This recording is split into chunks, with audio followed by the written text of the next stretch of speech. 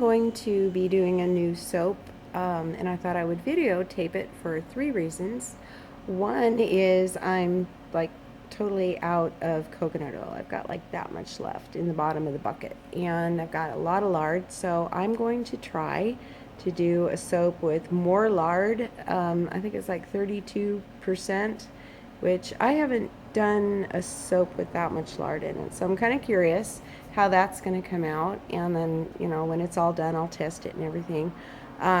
So a new recipe, and then I thought maybe I would do like a quick, hopefully quick, instructional and not bore you guys to death of how I measure the mold, and come up with how much soap I'm going to need and all that. So the second reason is I'm going to try to temper my milk.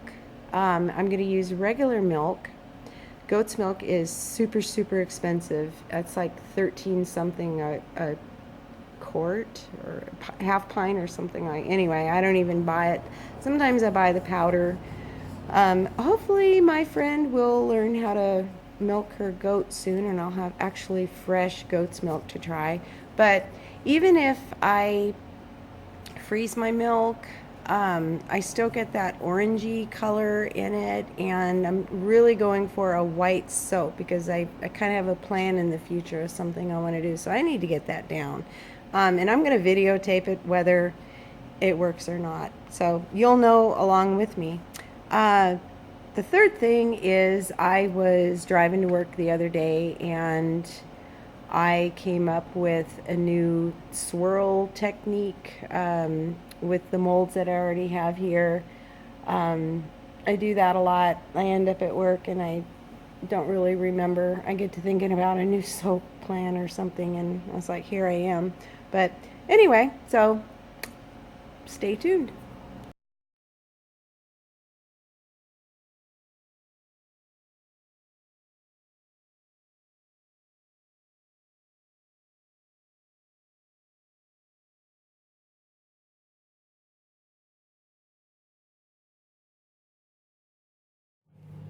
Okay, so since I'm making soap today in my little tiny mold, this is a cardboard box. I think Hershey's Kisses came in it. I've had it a long time.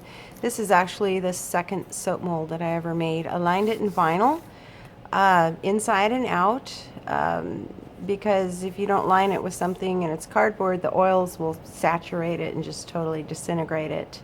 I have my mold liner that I made. I used to use butcher paper, but I've kind of switched it up to banner material, which you can get scraps of at your local sign company. This stuff is washable.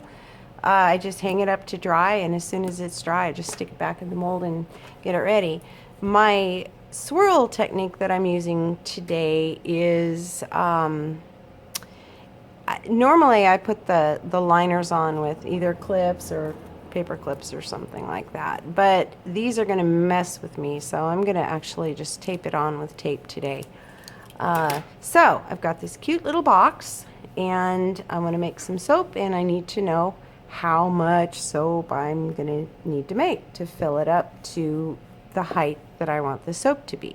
So the most common formula to do that is you take the width times the length times the height of the soap that you want to make.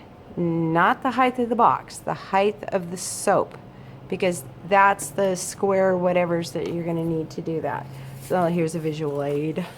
Okay, width 3.75 times length 8 times the height, and I want my soap to be 2.5 inches tall, which is almost the whole box. Now you take that calculation, which came out to 75. You take 75 times 0.39, and that will give you the amount of oil ounces, not the total batch, the oil ounces that you're going to need. So this is basically 29. Close enough. Some people use 0.40, but even at 0.39, I somehow, and I don't know why, always end up with a little bit extra soap left over, or it comes all the way to the top. So 0.39 works for me. Now, the plan. And I apologize if my phone cuts off, and because it only does videos for a certain amount of time, and I'm not quite sure how long it is. This is my plan of what I'm going to do with my soap. There's my mold. Cute, huh? I want most of it to be just plain batter, just plain white as I can get it batter. These I want to have dark brown, and when I actually do the swirl in the soap and I videotape that, you'll see why. But this is my plan, and I always come up with a plan so I kind of know what I'm doing before I get into it. These I want to be about 1/4 inch thick. So, and I'm going to put some brown on the bottom, brown on both sides, and a brown strip down the middle here. So here are my measurements. We've already determined it's 3 3/4 wide, 8 inches wide or long, and I want my soap to be 2.5 inches tall.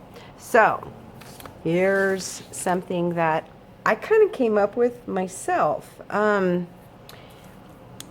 This is a basic formula that we've already done for how much oils you're going to need. And you have to plug in the oil amount into the soap calculator so that it can therefore tell you how much lye and how much liquid you're going to need.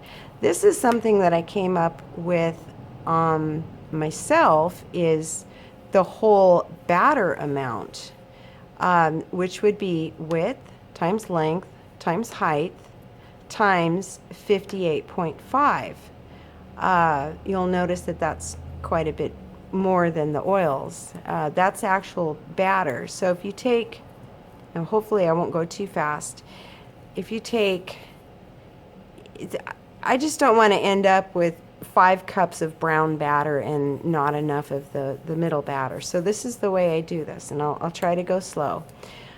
It's kind of the same basic formula. For the bottom, here's the bottom, is the width times the length times how much or how thick I want this to be here, and which is 1/4 inch. So I come up with 7.5.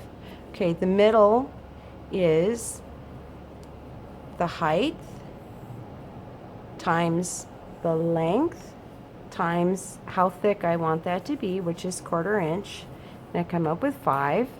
Now the sides, I know when I do my swirl, I'm going to lose a bunch of brown soap, and I probably won't have enough up here. So I've added a little bit extra to that. So I've come up with the height is 3 1/4, by the length is 8, by the thickness of the soap batter that I want, 1/4 inch, and there's 2 of them. So times 2. So I come up with 13 for those 2 right there. Add these up, and I come up with 25.5. Now, times my formula, 58.5, and I come up with 14.9 ounces. So what I'm going to do is I'm going to make my main batter. I'm going to pour off into another cup 14, probably 15 ounces that I'm going to want to be brown batter. And hopefully this works, because this is like take 12 of this video that my phone keeps ringing. But anyway, so that's the plan. I've got the plan down. I know how much oils I have and everything. And at this point, because I'm sure it's going to quit here in a minute, and let me start a new video. So these are my handy little cheat sheet things here.